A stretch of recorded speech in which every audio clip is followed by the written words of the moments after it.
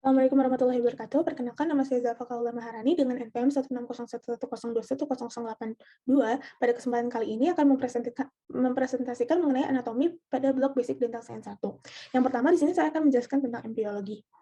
Jadi pada embriologi ini terdapat mitosis. Mitosis ini adalah proses di mana satu sel itu membelah menghasilkan dua sel anak yang secara genetik identik dengan sel induknya. Tahap pertama dari mitosis yaitu profase. Membran intinya itu mulai rusak menjadi bagian-bagian kecil, benang-benang kromatinnya itu memadat menjadi kromosom. Lalu ada metafase, kromosomnya itu berjejer pada bidang pembelahan, dan ada anafase, kromatid saudara dari setiap pasangannya itu memisah menuju kutub yang berlawanan, dan pada anafasenya itu kedua kutub sel memiliki kromosom yang jumlahnya sama. Terakhir ada telofase, membran intinya itu mulai kembali bergabung dan kromosomnya itu mulai meregang, lalu terbentuklah sel anakan. Selanjutnya di sini ada meiosis. Jadi meiosis adalah pembelahan sel yang terjadi di sel germinal untuk menghasilkan gamet jantan dan betina, serta sel sperma dan sel telur. Meiosis ini membutuhkan dua pembelahan sel, yaitu meiosis 1 dan meiosis 2 untuk mengurangi jumlah kromosom menjadi jumlah haploid berjumlah 23. Nah, yang pertama dari meiosis 1 ini ada tahap profase. Profase 1, yaitu membran intinya itu mulai rusak menjadi bagian-bagian kecil dan terbentuk gelondong pembelahan, benang-benang kromatinnya itu memadat menjadi kromosom dan kromosom homolog berpasangan, dan terjadi pindah silang, pertukaran segmen molekul DNA yang sesuai di antara kromatid yang saudara. Selanjutnya di sini ada metafase 1.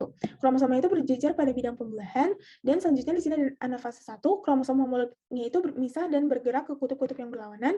Lalu yang terakhir dari telofase 1, membran intinya itu mulai terbentuk kembali dan sitokinesisnya itu menyebabkan terbentuknya dua sel anakan yang bersifat haploid. Dilanjutkan dengan meiosis 2.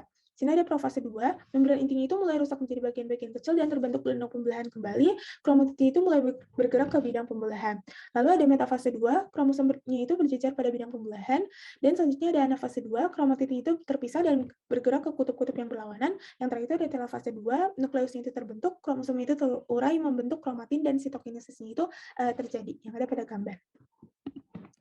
Selanjutnya, sini abnormalitas dalam jumlah kromosom itu dapat berasal dari pembelahan meiosis atau mitosis. Pada meiosis itu dua anggota dari sepasang kromosom homolog, beberapa biasanya terpisah selama pembelahan meiosis pertama sehingga setiap sel anak itu menerima satu dari anggota setiap pasangannya. Tapi kadang-kadang pemisahan itu tidak terjadi atau yang dinamakan non-disjunction, dan kedua anggota pasangannya itu pindah ke satu sel.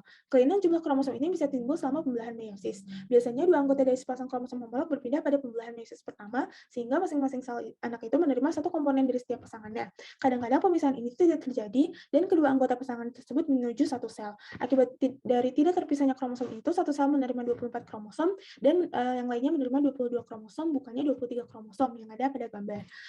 Bila saat fertilisasi satu gamet yang memiliki 23 kromosom bersatu dengan gamet yang mempunyai 24 atau 22 kromosom, hasilnya akan seorang individu mempunyai 47 kromosom atau dinamakan trisomi atau 45 kromosom yang dinamakan monosomi. Dan disjunction ini bisa terjadi pada pembelahan meiosis sel benih pertama atau kedua dan bisa mengenai kromosom manapun. Selanjutnya di sini ada kelainan kromosom. Jadi perubahan struktur kromosom itu dapat disebabkan oleh 4 hal. Yang pertama itu ada delesi, yaitu hilangnya sebagian kromosom karena kromosom tersebut patah. Yang kedua ada duplikasi, peristiwa suatu bagian kromosom yang mempunyai gen berulang akibat pertambahan panjang suatu lengan kromosom.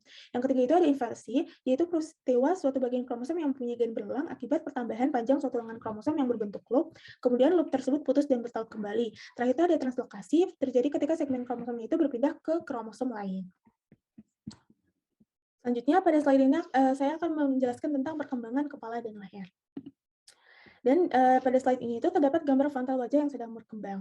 Jadi selama minggu kelima, plakoda-plakoda hidung tersebut mengalami invaginasi membentuk lubang hidung. Dalam hal ini, lubang hidung ini membentuk suatu rigi jaringan yang mengelilingi masing-masing lubang dan membentuk tonjolan hidung lateral dan medial. Pada minggu ke-6-nya, tonjolan hidung itu berangsur berpindah dari tonjolan maksilar. Selama 2 minggu selanjutnya, tonjolan maksilar terus bertambah besar ukurannya, serentak dengan itu, tonjolan ini tumbuh ke arah medial sehingga mendesak tonjolan hidung ke medial ke arah garis tengah.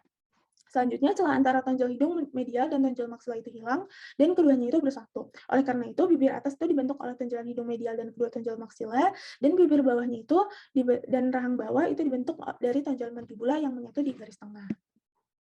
Terakhir di sini ada perbedaan tulang pembentuk wajah saat fase embrio dan juga dewasa.